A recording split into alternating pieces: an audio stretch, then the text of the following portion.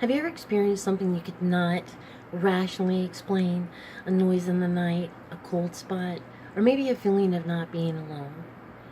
What if the things you can't explain could possibly be the presence of a ghost? What if you told someone? Would you think they would think you were crazy? Or what if you could feel assurance knowing a family member that past could be close by?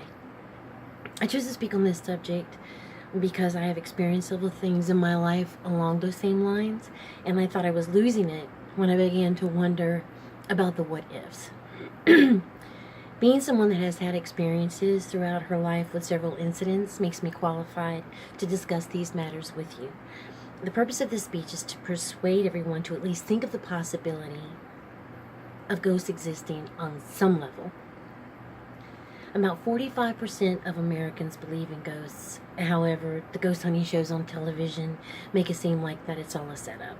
I believe ghosts really do exist. I would like to offer evidence along with my experiences.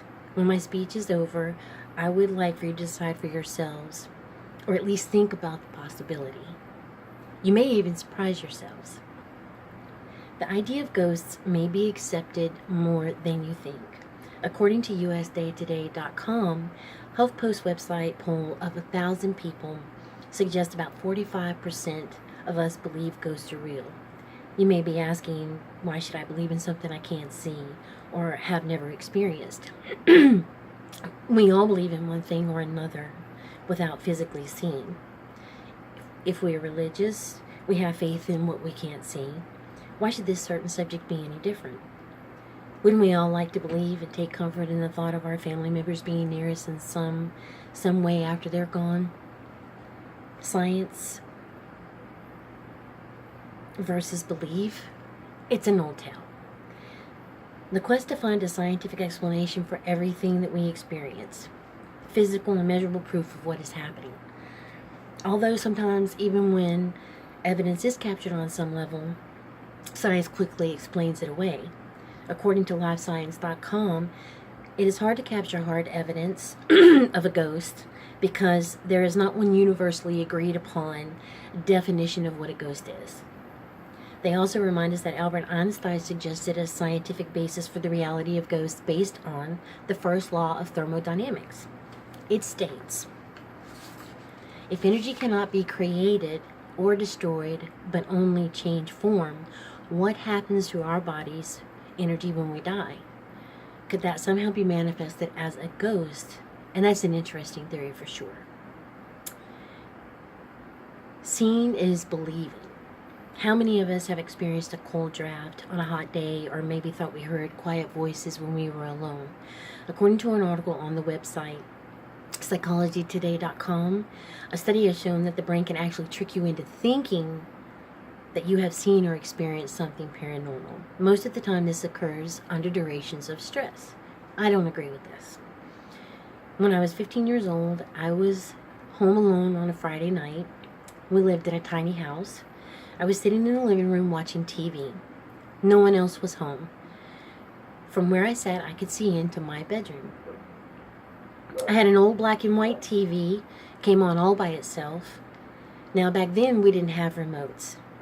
And you had to pull the knob out and turn it up for the volume. It came on and turned all the way up, all on its own. I was terrified. It stayed on for about 5 minutes, then went back off again, all by itself. I was not under any stress. I was enjoying Miami Vice.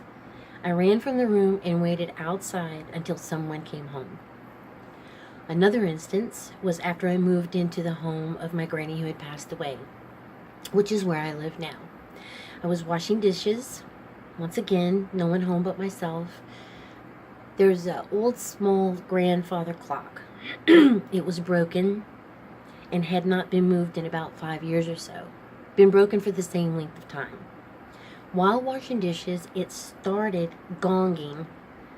I slowly walked into the room where it was, trying to figure out what was going on. It did 12 gongs and then stopped.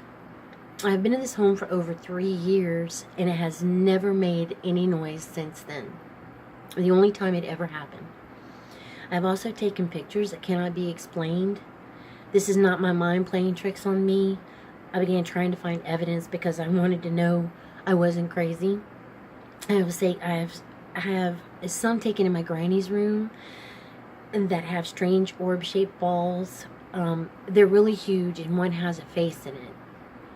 Another picture was taken in the shed,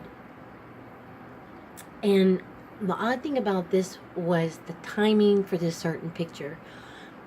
All the lights were off.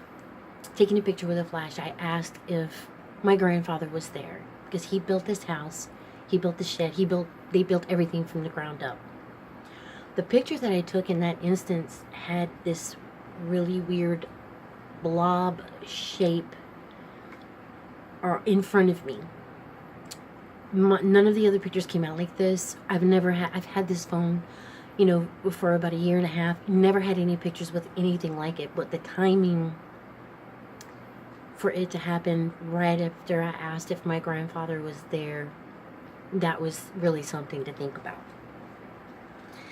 The purpose of my speech has been to give you some information regarding the possibility of spirits. My hopes are that you will question some experiences you may have yourselves with an open mind. Many people believe in ghosts, but may be reluctant to speak about it. And even though science tries to explain away many experiences, there are some things that cannot be explained that way. Strong personal experiences can convince us otherwise. As someone who has had experiences with spirits, I feel it is important to discuss the subject and to keep an open mind. The assurance of our loved ones being close by after death is comforting. The idea we are not alone and always watched over is worth a second thought into spirituality. It would also be comforting to know what may lie ahead for us. In conclusion, almost half of us believe that there is something to paranormal experiences. Remember, even Albert Einstein stated, if energy cannot be created or destroyed, but only change form, what happens to our body's energy when we die? Could that somehow be manifested as a ghost? What does happen to our energy? Does it just absorb into the earth or atmosphere around us? And if so, and the energy is constant, could it be possible that we continue on but in another form? It's food for thought. So next time you experience something that has you questioning your sanity, maybe it is an experience of your own. At least think about it openly, because you never know. Thank you.